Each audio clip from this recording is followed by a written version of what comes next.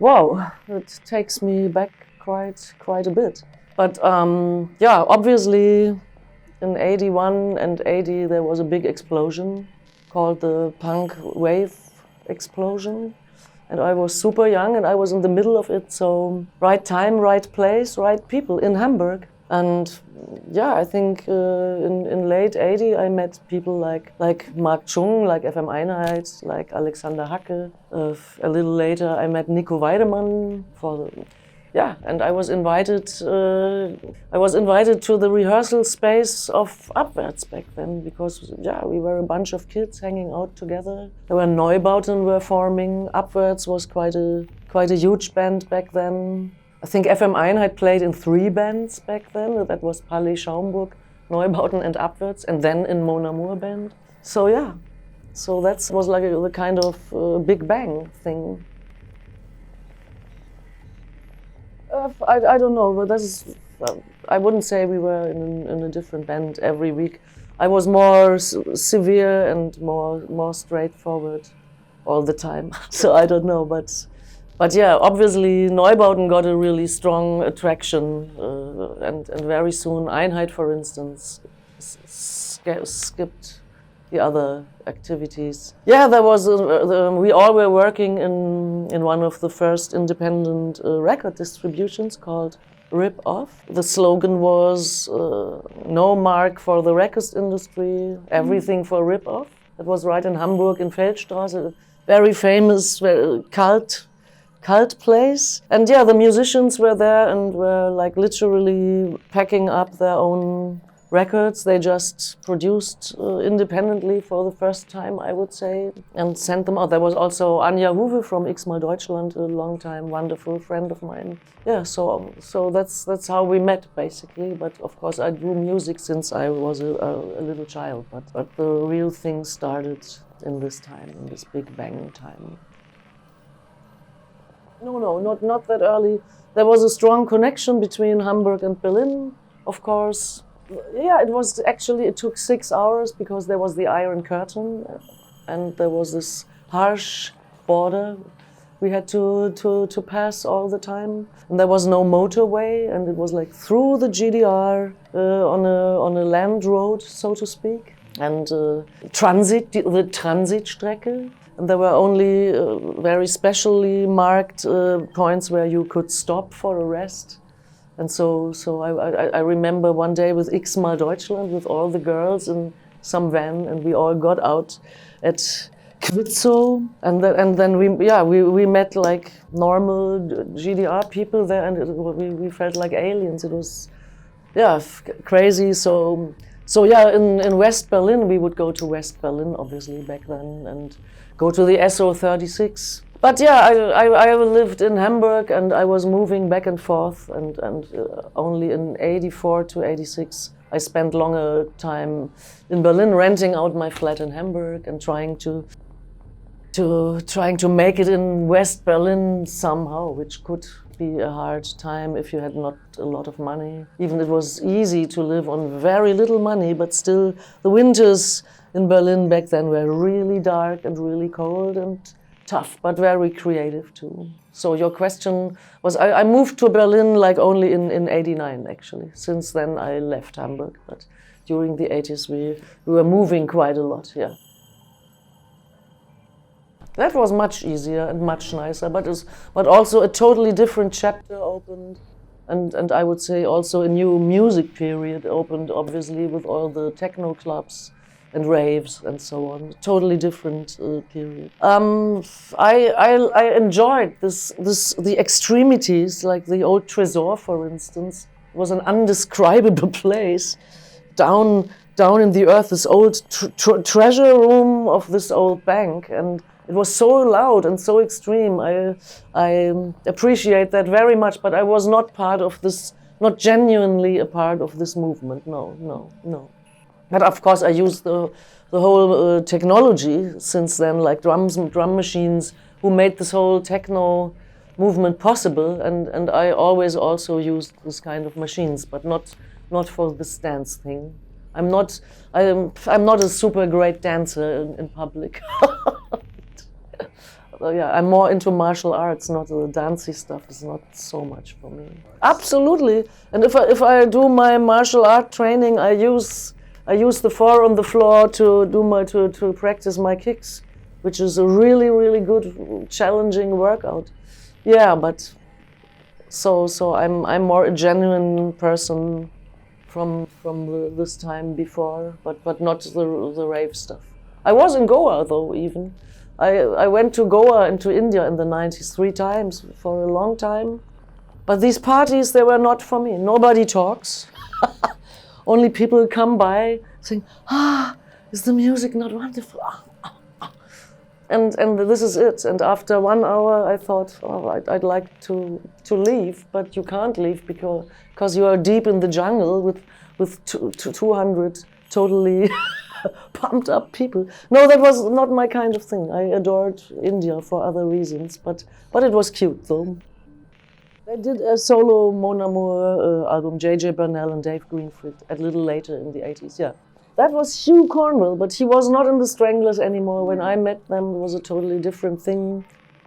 But we were always friends, of course. I super adore them. I still do now. Anja is a painter now. Actually, we are collaborating on a project now, which has to do with an installation and her paintings. That's gonna be hopefully soon out to the world. Yeah, I think Anja is not so much anymore into doing concerts, loud concerts, like amplified. I don't think she's very much into that anymore. I regret that. I think it's a pity, but I don't wanna. I can't convince her to. But it's still a pleasure. She's a super creative personality, extremely interesting personality, and yeah, I'm happy to collaborate. She was here like a week ago actually, so we are like actually working on stuff at the moment together. And I convinced her to come here and sing in my very studio on one track, Sex to Go. So I'm so proud because she normally refuses to do that. And I'm super happy to have her wonderful voice on the sad track. Yeah, right. Together with Bettina Köster, actually, of Malaria. So this is a combination I'm super happy to release very soon. It was great fun to do that. Actually, it just happened. We developed it out of the music, and there is no particular how to say. The track is called Sex to Go, and I should have to translate the whole thing. It's Sex to Go, Liebe to Go. It's a very ironic track about things to go, because I think once I passed in the city and I saw a poster saying Botox to go. I found this so crazy. So you could pop in and get your face totally lifted and just in your working break or something. I don't know, so you would have to hear this track. And so Bettina and Anja have a really crazy dialogue in there. I don't want to take the fun out of this and trying to explain it, but it makes so much. Bettina is speaking in English in his super low voice. I adore it, but you have to hear it. We can arrange something. Right, I mean, this is my world, right? An artist takes what his or her world delivers, you know? So this is pretty normal. And so the whole album is totally a reflection and a projection at the same time of what makes my life and our lives. And of course, in the first place, this is a record I did with Goldkind. Goldkind and me, we are the authors, and we define the whole sound. And then wonderful friends and collaborators. It just everything fell into place. That at a certain point we would think about certain people we love and appreciate, musicians, and invite them on at certain points. And it was just right. There was no like super plan in the first place. Everything just developed very natural. Yeah, and this is how, of course, we invited Bettina and Anja and all the other lovely people, like Christoph Hahn, like Anne Esch, like Annika, Line Trost of Cobra Killer, Rudi Nielsen, who is an awesome guitarist. First time I like acoustic guitars, actually. Rudi has such a tone, such a master. So Rudi was playing with Nena and Alphaville, obviously, like back in the day, from a different musical family. But of course, you open up once you have more experience. You're not so. You don't want to stay in your own bubble all the time. Peter is always a mentor and a person who always loved my music and always supported me. And back in the day, he was my producer. And we had a long break after this Polish record had not a chance to be released when it was produced. Only like 2 years ago, we managed to release this. But this is another story. But so since a couple of years, we met again to my pleasure. And Dieter supports us, and also Goldkind and me, we are producing songs. We started producing some little songs for Dieter, for the man himself. So that brought us back together. So Dieter is not directly involved in this Mona production. But maybe if I'm lucky, he will also do a video clip, a second video clip. Okay, the Motorboy video, first of all, this is done by Elfie Mikisch, who is an awesome, a legend in German art house cinema. And I know her since very long time. I acted in the movie The Virgin Machine, which was done by Monika Treut and Elfie Mikisch together in '88. But it was shown on Berlinale a year ago, I think, in Superlast. So everything comes back somehow. And so that's how I met Elfie again, who is a wonderful visual artist. I adore her art, her photos, her films. And we collaborated on Elfie's upcoming movie, L.A. Tango. So she has an awful lot of Mona Mur music and songs in her upcoming movie. And so she decided to also help me with a video clip. And the footage you see, this wild drive you see in the video, I shot myself some years ago after touring with NS in the Mojave Desert. I had a little blue Nokia phone. As we were driving behind Barstow, which is like between LA and Las Vegas. And this is such a bizarre and inspiring landscape and area. And so, yeah, what you see is actually filmed out of the car, and this bizarre road into nowhere with all these crosses to the left and to the right. And I shot a lot of more footage, and it's amazing that now we can use it as footage for this video clip. Makes total sense. Because Motorboy is about driving against some wall. That is what we do with our civilization, with our technical, industrial, digital civilization nowadays, so that makes perfect sense to us. I mean, if I look into the Pacific Ocean, I see this plastic strudel in there. Only this alone makes me think we are all mad, no? So there's the obvious, but we don't react. This is what I feel, and we still have these death factories full of tortured animals, millions and millions and millions here. We have this human trafficking just around the corner, but nobody is really reacting. I mean, not in the mainstream. There are many people who feel that something should be done about this, but there's like in the big picture, I don't see a reaction that would help stop all these. There are demonstrations against the copyright law, but not against this torture shit and this trafficking shit and this, excuse my language, but this is how I see this. And I think it should be spoken out about that very clearly. I mean, Blade Runner is a dystopian movie in a very different way, in a very philosophical way. Blade Runner was a great inspiration for me to later also turn my interest into sound and music and sound effects for video games. And it still is a great example. You get briefings from people who I work for, like my commissioned work, and they say, oh, it should be Blade Runner-ish.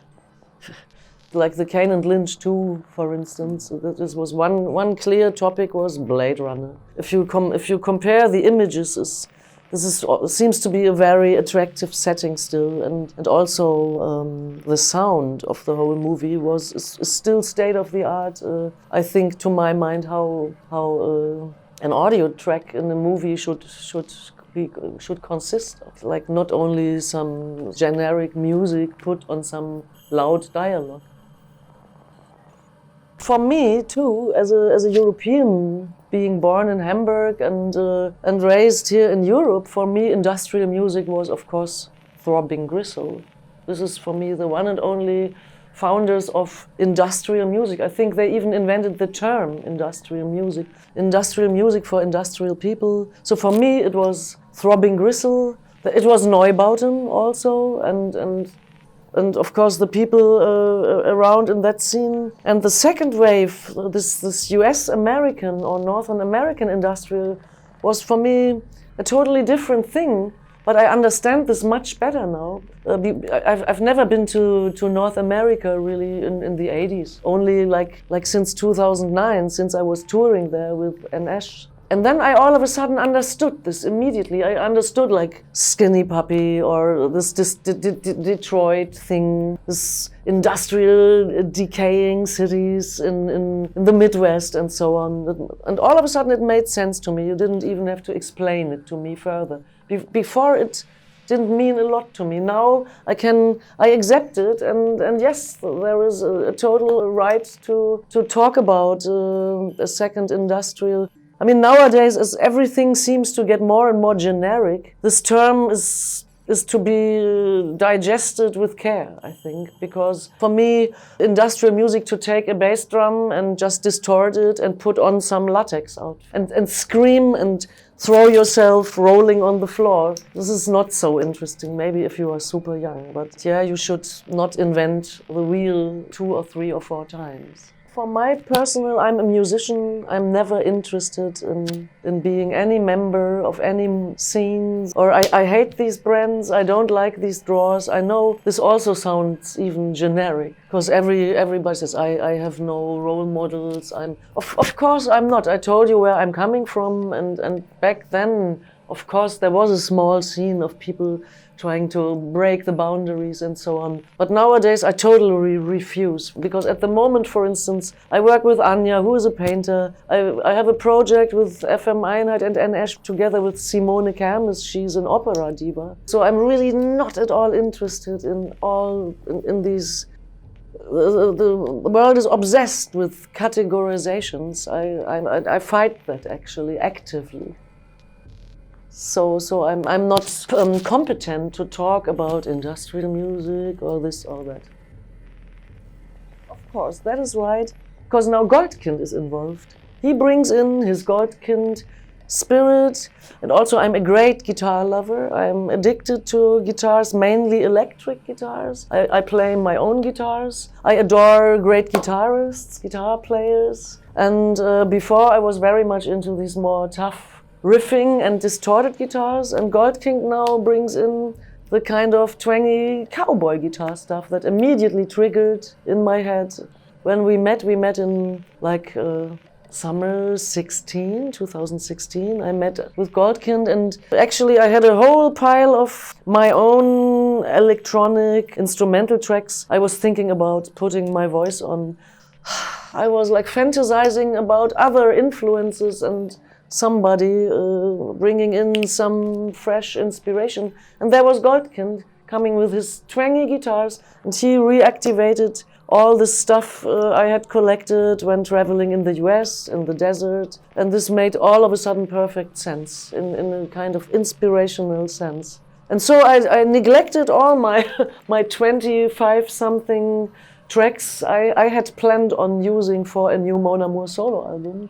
I put this all aside. I didn't use a single thing. I still have this, so for future projects. But we didn't use any of that, because Goldkind sent me stereo tracks with his crazy guitar and his minimal beats on.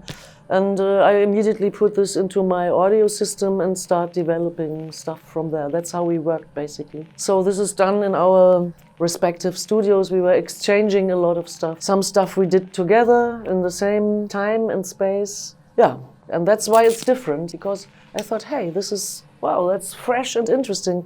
So NS is also in this record, but as a great drummer and percussionist he is, and playing some sophisticated brush snares and stuff like this, which is awesome. But the main influence is really Goldkind and me coming together in a very new sense.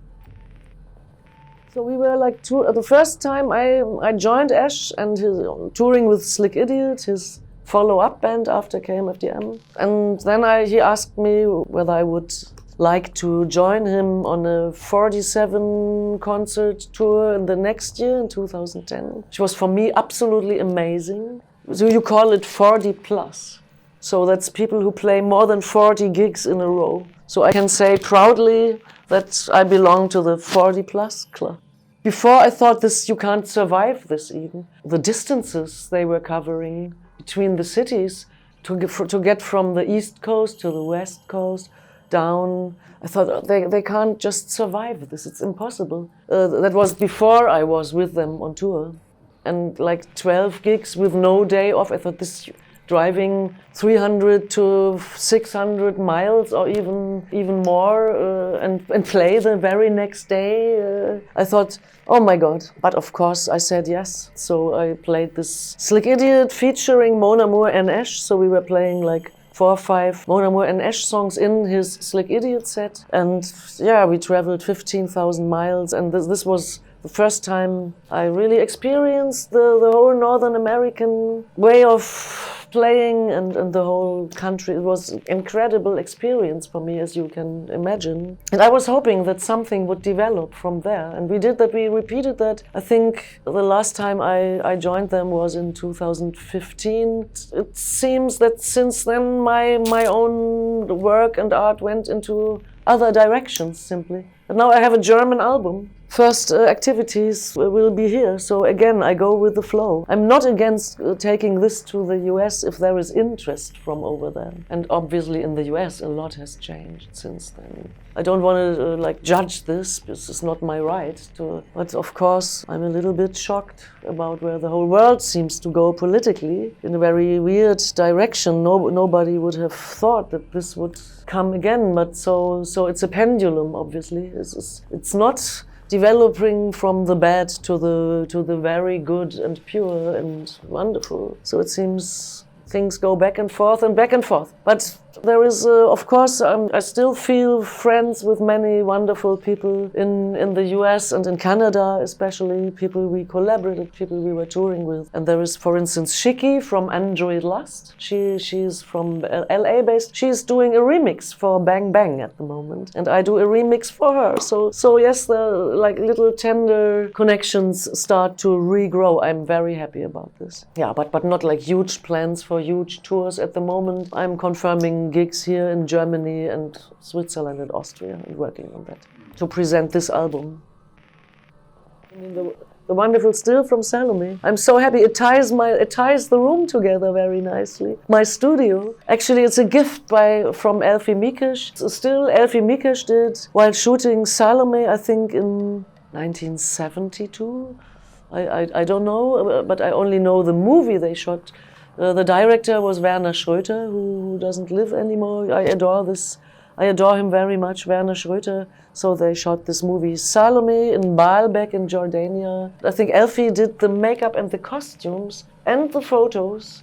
And I love this movie so much, Salome, based on the play of Oscar Wilde. Like in Baalbek, in this historical 2,500-year-old site. And I always adored this movie so much. And now I'm happy I got this as a present from Elfie. She had it on exhibition in Academy of Fine Arts in Berlin last summer. This is Magdalena Montezuma as Herodes. Yeah, check it out.